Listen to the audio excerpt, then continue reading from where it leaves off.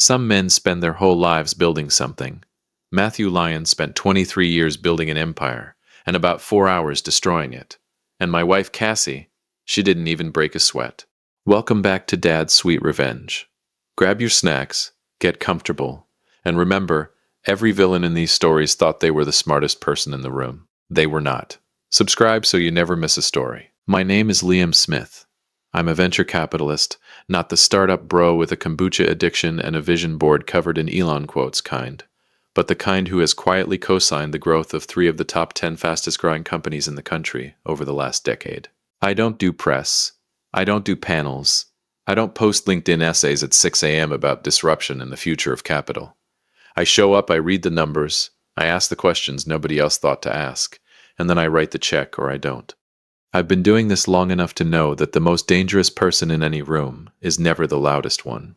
I learned that mostly from my wife. I met Cassie when she was 26 and buried in a double major, finance and mathematics, at a university that attracts the kind of students who eat problem sets for breakfast and argue about regression models for fun. She was the only person in a 400-level econometrics seminar who caught a calculation error in the professor's own published paper. And not just caught it. She corrected him. 3 sentences. Quietly. Politely. The kind of correction that makes the entire room go absolutely silent because everyone realizes simultaneously that the smartest person present just changed. I was a guest lecturer that semester. I kept finding excuses to come back. I proposed 8 months later on a Tuesday, which she still gives me grief about because apparently proposing on a Tuesday is logistically inconsiderate. She said yes anyway. Cassie doesn't look like what people expect. She wears reading glasses she's always losing. I found them in the freezer twice, once in a flower pot, and once sitting on top of her own head while she tore the house apart looking for them. She prefers flats, sensible ones. She ties her hair up when she's thinking, which is basically always, and she laughs at the wrong parts of movies, with this completely unself-conscious honesty that I have never once gotten tired of. She makes the best beef stew you have ever tasted in your natural life. I'm talking the kind of stew that makes you reconsider everything you thought you knew about what a Tuesday night could be. She is also the most quietly, lethally intelligent person I have ever met. And I've been in rooms with Nobel laureates. She works by choice, entirely by choice, as a senior financial analyst at Leon Capital. Not because we need the income, because Cassie is constitutionally incapable of coasting. She wanted something that was hers, separate from my world and my name and my reputation. Something she built from the ground up with her own mind. We talked about it before she took the job, and I understood it completely. She's proud that way. Not arrogant. Proud. There's a difference, and Cassie has always known exactly where that line is. Matthew Lyon knew none of this. Or maybe he knew pieces of it and decided they didn't matter, which if anything is a more spectacular kind of stupid. He was about to get an education. The expensive kind. I found out about the invitation on a Tuesday evening. Cassie set it on the kitchen counter next to my coffee mug, with the particular careful placement that I've learned. Over 20 years means look at this, but don't react yet. Cream envelope. Embossed gold seal. Heavy cardstock. The kind that costs more per sheet than most people's lunch. The Lion Capital Annual Investment Gala. Black tie. You are cordially invited. I picked it up. Read it once. Read it again. This is addressed to you, I said. I noticed. She was already at the kitchen table, flipping through a folder with the focused efficiency of someone who has 17 things happening in her brain simultaneously. Cassie. I waited until she looked up over her glasses. Leon invited you to his gala. His gala. The one I've been trying to get into for 3 years as an investor. I set the envelope down, picked it back up. That's his flagship event. Every major fund manager on the Eastern Seaboard comes through that room. Half the names on the Forbes list send someone. This is, why did he invite you? She was quiet for a moment, not hesitant, just measuring her words the way she always does, assembling them into something precise before she releases them. He did it in front of everyone in the Monday morning briefing, she said finally. Full staff. He made this big show of it, slid the envelope across the conference table like he was doing me a royal favor, said, and I quote, I suppose even our analysts deserve a night out once in a while. She turned a page. People laughed. Jones laughed the loudest. Rita looked at the floor. Lyon looked very pleased with himself. I put my coffee down slowly, Something in my chest was doing a thing I didn't entirely like. He said that in front of the whole team, in front of 12 people and the intern. And then what? She glanced up. He told Callum afterward. I was around the corner, he didn't see me. That he'd bet $1,000 I'd either show up in something from a discount rack or not show up at all. A pause. He said it would be funny either way. He placed a bet. Liam. He placed an actual bet on whether my wife would embarrass herself at Liam. She looked at me with that specific expression, level, measured, faintly amused. The one that means I have already processed this and formulated a response, and you need to trust me. I handled it. I opened my mouth, closed it. What does handled it mean? She went back to her folder. You'll see. I didn't know what she meant. I turned it over in my head for 3 weeks, while she came home from work every day like nothing was different, while she answered my questions about the gala with a single word each time, while she went about her evenings with the serene patience of someone who has already watched a film and knows exactly how it ends. I wouldn't understand what she meant until I watched Matthew Lyon freeze at his own podium, in front of 800 people, and walk off his own stage. But I'll get there. Here's what you need to know about Matthew Lyon. He's 61, silver-haired in the distinguished way that certain men spend a lot of money maintaining. He has the handshake of a man who read a book about handshakes in 1987 and never updated his approach. Firm to the edge of aggression. 2 pumps. Eye contact that goes just slightly over your left shoulder like he's already looking for someone more important. He's worth somewhere north of $4.2 billion, depending on which quarter's Forbes you're reading and how generous the valuation methodology is.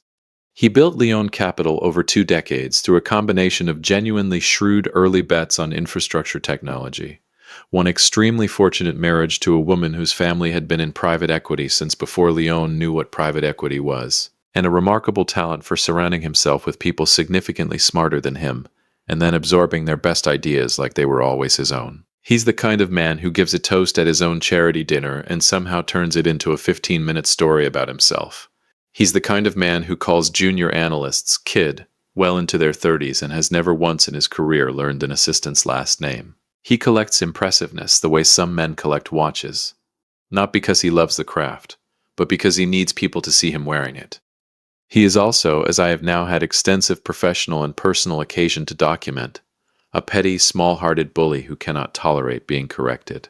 The Monday morning before the invitation appeared on my kitchen counter, Cassie had been in a full team briefing when Leon presented his Q3 market estimation. It was a significant number, the kind that would anchor investment decisions, get quoted in partner communications, potentially make its way into public-facing materials. And it was wrong. Not catastrophically wrong, not fraudulently wrong, but meaningfully wrong. The kind of error that happens when you're working from a flawed assumption 3 steps back in the model. And if you don't know where to look, you'll never find it. Cassie found it in about 4 minutes. She knows where to look. She raised her hand, which I should say takes a kind of professional courage in a room where you are the only woman, and the youngest person present, and the room has already decided your ceiling. And she walked Leon through it. Not showily, not with any edge, just, here's the figure, here's where the model diverges, here's the corrected number. 3 minutes, tops. She even framed it as a question first to give him room to catch it himself. She was, as she always is, trying to help. Leon said, "That's one way to look at it," in a tone that made clear he thought it was not in fact a way to look at it. He was wrong about that too, because Cassie's number turned out to be right. He quietly updated the estimation in the partner communication 2 days later with no acknowledgement and no correction visible. Like it had always been right. Like he'd seen it himself. But he remembered. Men like Matthew Lyon always remember being corrected. And they remember it the way other people remember being insulted. Deep and specific and waiting. So he sent the invitation. He made the joke in front of 12 colleagues. He placed the bet with his cronies. He set up the performance review in his calendar for 3 weeks after the gala. I found that out later too, from Jones, with a note that read, "Start building exit case for CS." He thought he was orchestrating something, a little private humiliation, a reminder of the natural order of rooms like his. He had absolutely no idea that the natural order of rooms like his was about to get a very thorough reorganization. The 3 weeks between the invitation and the gala passed in the way that time passes before something significant, slightly too slowly with an undercurrent of electricity that I couldn't name. Cassie was calm, disturbingly, magnificently calm. She went to work. She came home. She cooked dinner, called her mother, rewatched a documentary about migratory birds she'd already seen twice, and declined to tell me anything specific about what handled it meant. I asked Ellie. Ellie is Cassie's best friend since college, and she is one of those people who exists at the precise intersection of fierce loyalty and theatrical flair. She once showed up to a friend's terrible breakup with a bottle of champagne and the complete works of Nora Ephron, and somehow this was exactly right. She is also, professionally, one of the more talented stylists working today. She has dressed 3 Oscar nominees, 2 Grammy winners, and a sitting senator's wife at a state dinner. She does not discuss this, she just does it. When I asked her what she knew, she looked at me with great patience and said, "Liam, honey, you're going to have to wait like everyone else. She's my wife, she's my best friend, and she told me not to tell you." Ellie smiled. So, how about that weather? I was, apparently, the only person in this scenario who did not have full information. This is, Cassie would later point out, largely the point. The night of the gala arrived on a Friday in October. The city had that particular autumn crispness that makes Manhattan feel like it's showing off. I came home early, ironed my shirt, fought with my cufflinks for longer than I will admit, and went to find Cassie.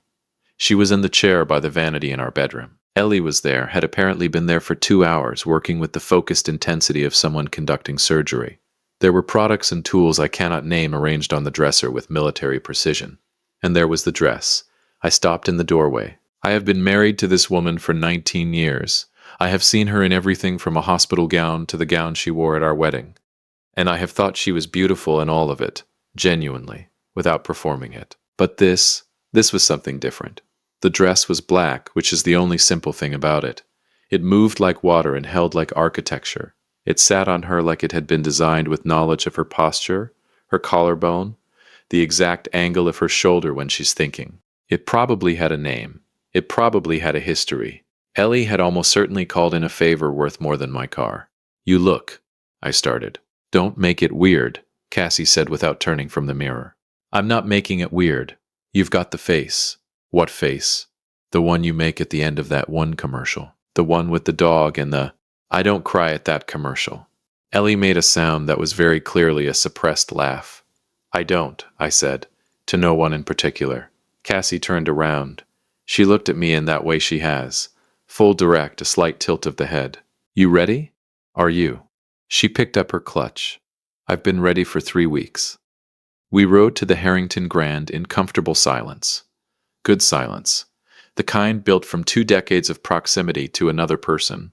The kind where you don't need to fill space, because the space itself is yours, together. At one point she reached over without looking up from her phone and fixed my pocket square with 2 efficient movements.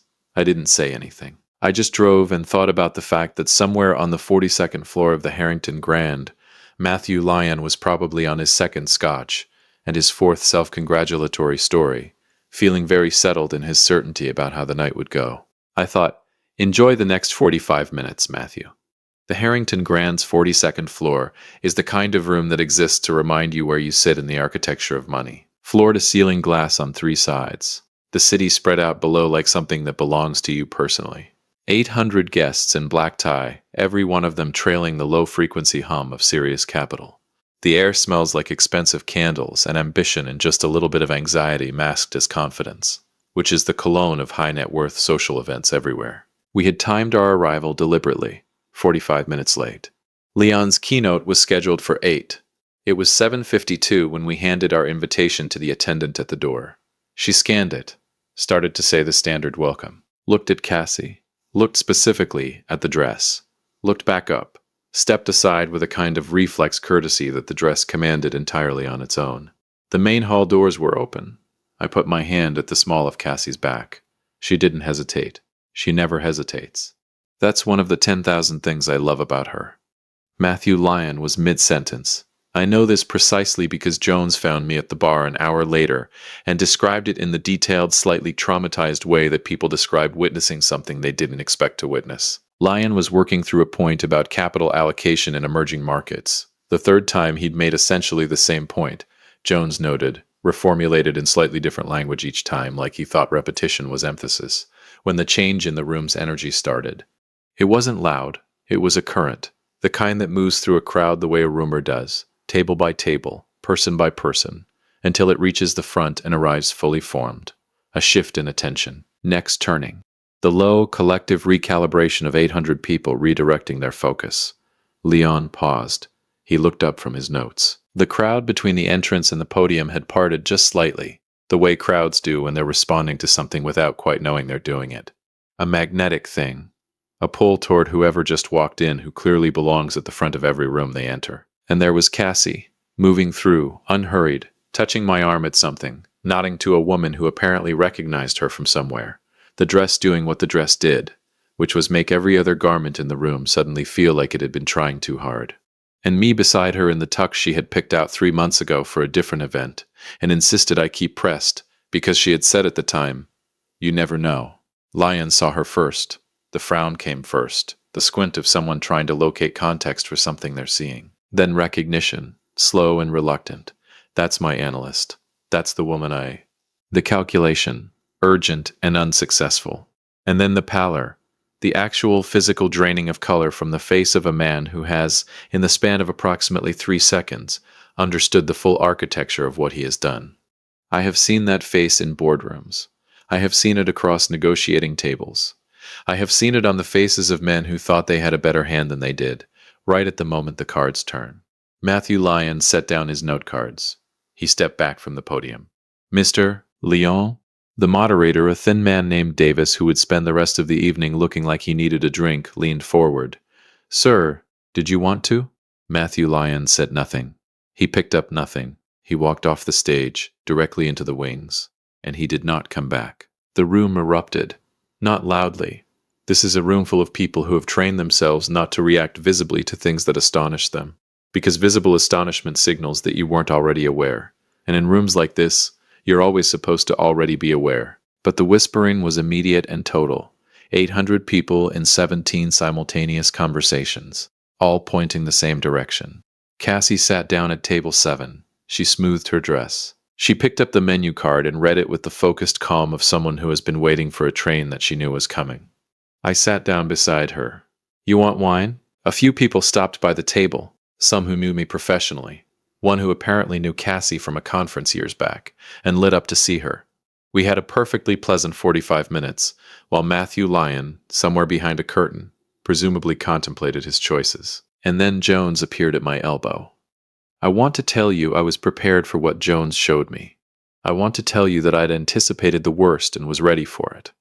That I'd steeled myself. I wasn't. Here's the thing about Jones that you need to understand before I tell you what he did. His full name is Abel Jones, though nobody at Leon Capital called him Abel, and I suspect he preferred it that way. He is a small man, compact, slightly hunched in the particular way of people who've spent years trying to take up less space in rooms dominated by larger personalities. He'd been Leon's head of communications for 6 years, which, as best I can tell, meant his actual job was managing the downstream consequences of things Leon said without thinking. Every carelessly worded press quote, every tone-deaf partner communication, every moment Leon opened his mouth in public, and something regrettable fell out, Jones was the one who swept in afterward with a clarification, a retraction, a carefully worded follow-up that made Leon sound more measured than he had any right to. He was good at it, probably too good, because Lyon had come to rely on it the way messy people rely on someone else always cleaning up after them. The assumption being that the cleaning will always happen, that there will always be a Jones. I had met Abel Jones exactly once before that night, at an industry conference in Chicago. 2 years earlier, we'd shared an elevator for 4 floors and he'd mentioned he worked at Leon Capital. I'd said I knew of it. He'd said carefully that he admired my funds approach. And there was something in the way he said it, some extra weight behind the compliment, that I'd filed away without knowing exactly why. Cassie mentioned him occasionally, not often and never warmly.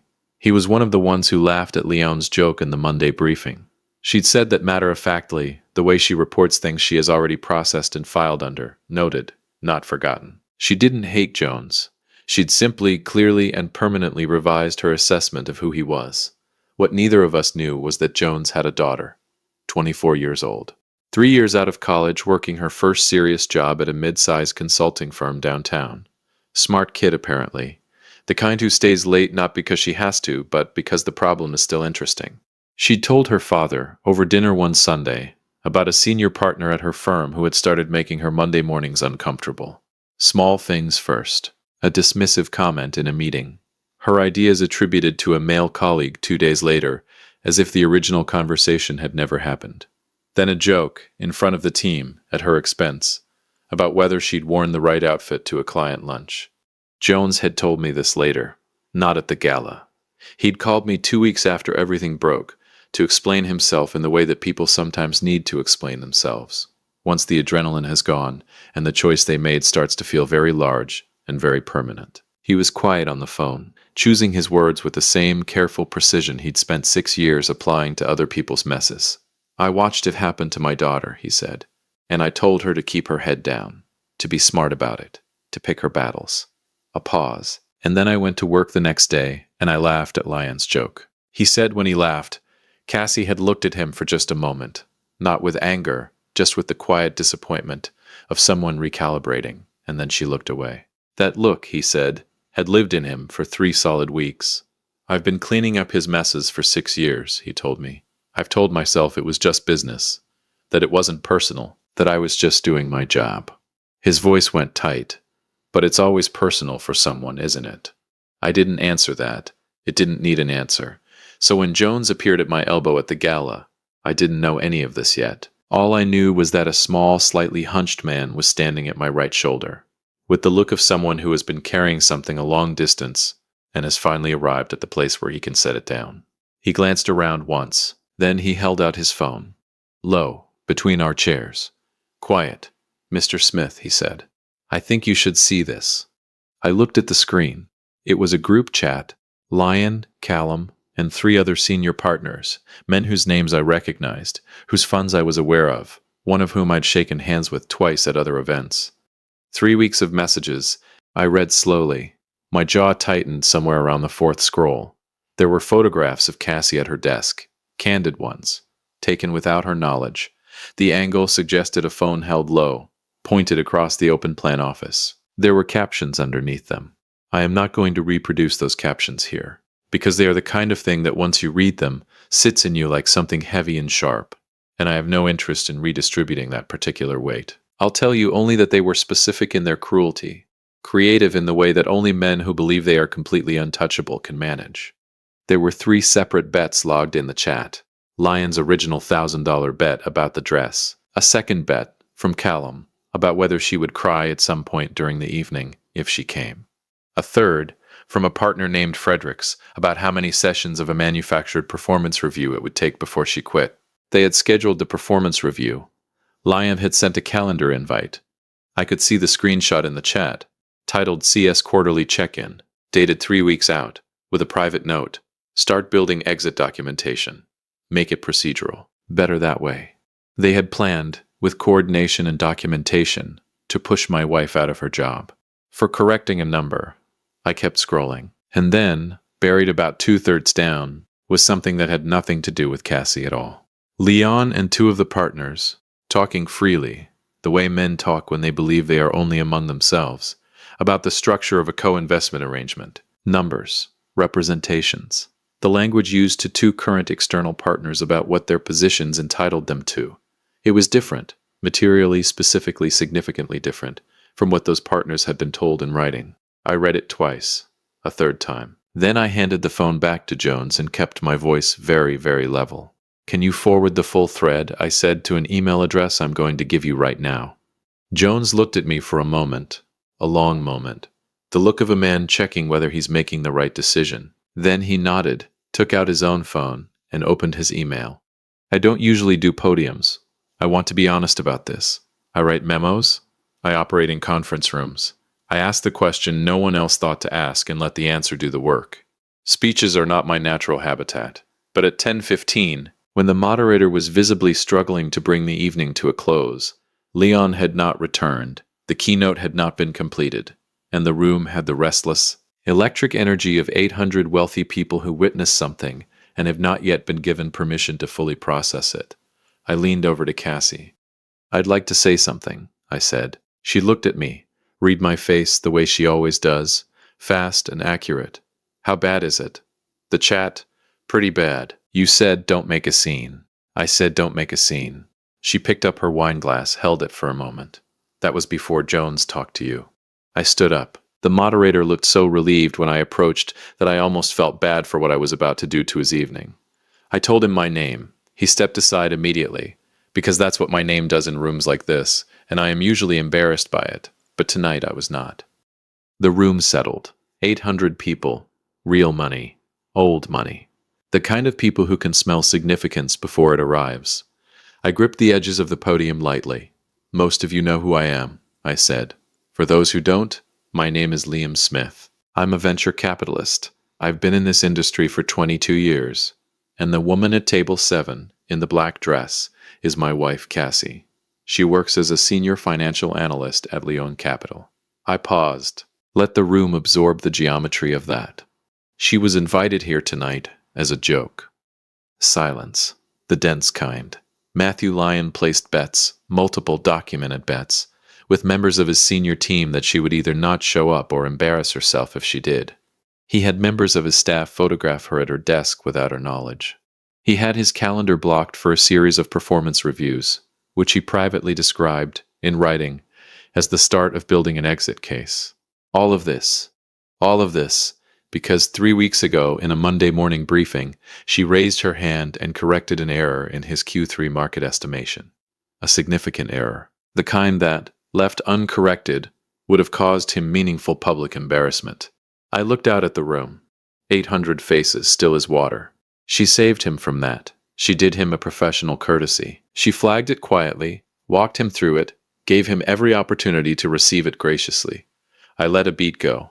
This is what he chose to do with it. I excused myself, walked to the small business center off the hotel lobby that every grand hotel has, and nobody ever uses, found the attendant, and I printed one page. The most damning one. The partner misrepresentation. The numbers. When I got back to the table, Cassie glanced at my jacket pocket and said nothing. 19 years. She always knows. I set it on the podium and looked out at 800 people. I was in active discussions with Leon Capital about a significant co-investment position in their next major fund round. That will not be happening.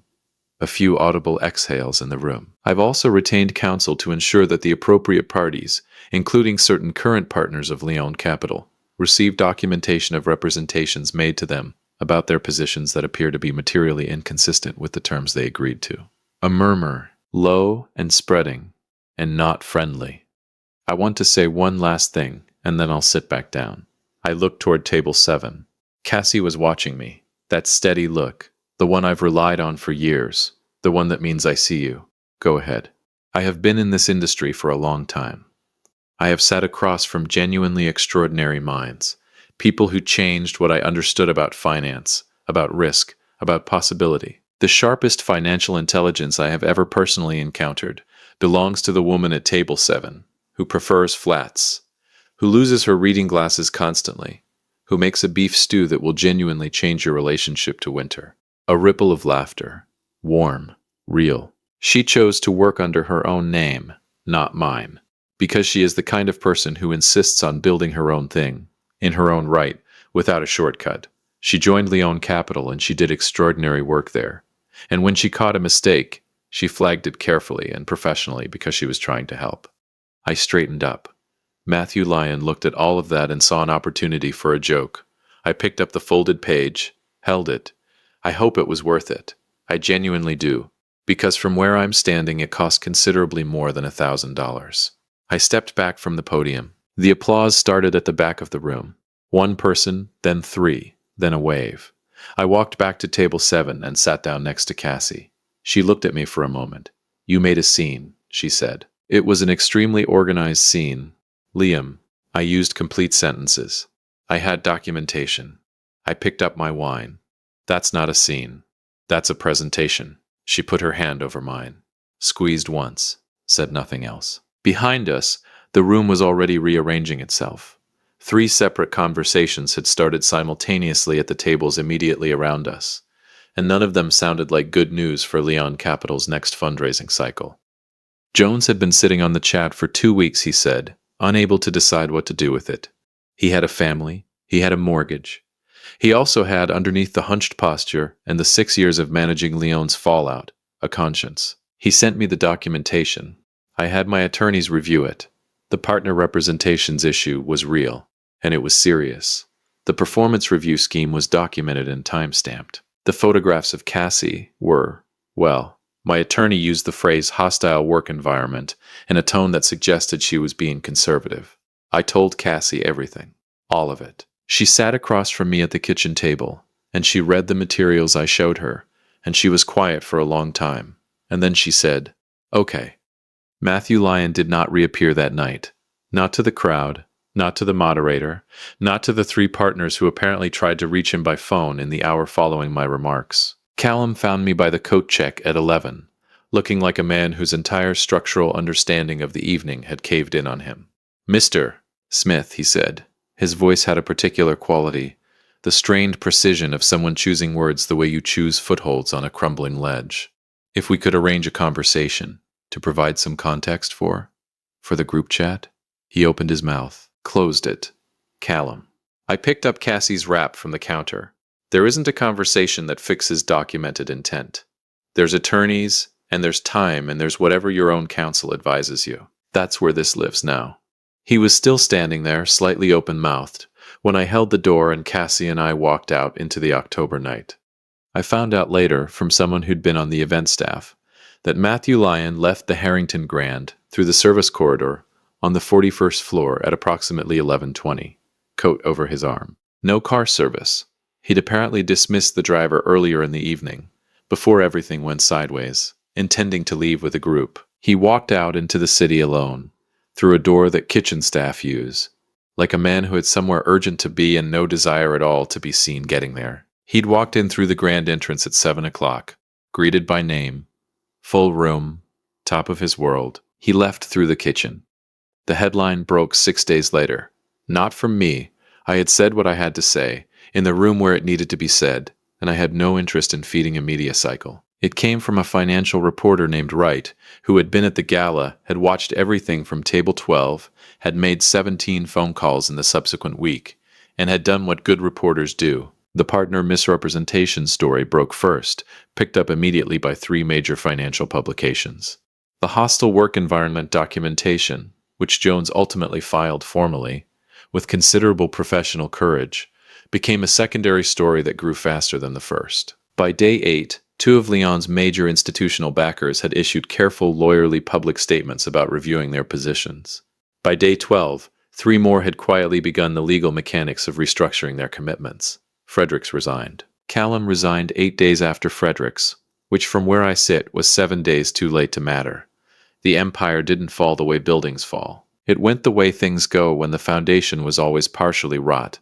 Not all at once, but piece by piece, withdrawal by withdrawal, statement by statement, until what remained was structurally unrecognizable. Leon Capital, by end of quarter, had shed nearly 35% of its managed assets in confirmed withdrawals, with more in process.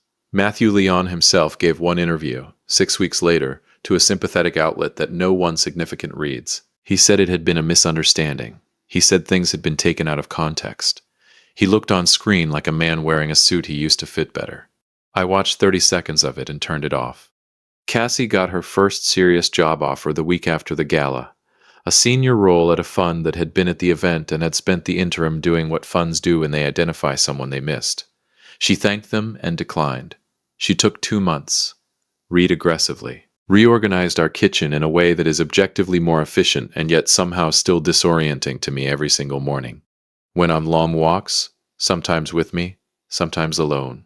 Cooked elaborate things. Thought. And then one morning in December, she came downstairs with a legal pad, sat across from me at the breakfast table, and set it in front of me. I read it. Sat with it.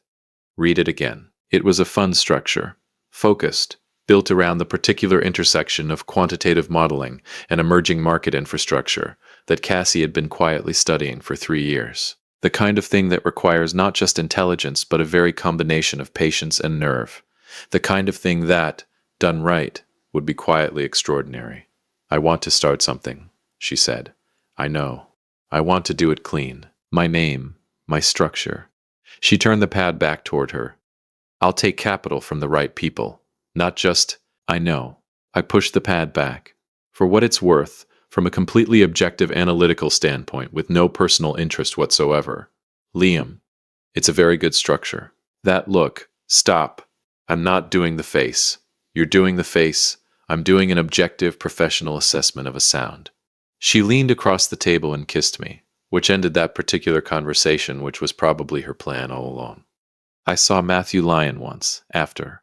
6 months later. Airport departures level, mid-morning. He was in a suit that was still expensive but hung slightly differently than suits used to hang on him, the way clothes shift when a person changes shape in ways that have nothing to do with weight. He was alone, pulling a carry-on, looking at his phone.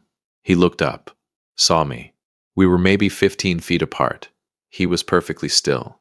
I was perfectly still. For a moment there was nothing. No expression traded, no gesture, no acknowledgement of all the specific and documented history between us. I thought about saying something, considered it seriously for 2 or 3 seconds. Thought about Cassie eating lunch alone while someone held a phone low and pointed it across the office. Thought about start building exit documentation. Better that way. I picked up my bag. I walked past him without a word. Some things don't require a closing statement. The account is already settled. The numbers are already corrected. He knew that. I knew that. And the knowing of it, I thought as I walked toward my gate, that was probably the part that would stay with him longest. Cassie's fund closed its first round 14 months after the gala. The lead anchor investor, who had been at table 3 that night and had watched the whole thing unfold with his reading glasses pushed up on his forehead, called it the most compelling pitch thesis he'd reviewed in 11 years. She wore flats to every single meeting. She lost her reading glasses twice during the final closing dinner. Found them both times in her own bag, which if you know Cassie is practically a miracle. The beef stew is still the best thing I've ever eaten. I still cry at that commercial, for the record. But that has nothing to do with anything. If you like this story, join our community by hitting that like button and subscribing for more real, raw, and family-centered stories.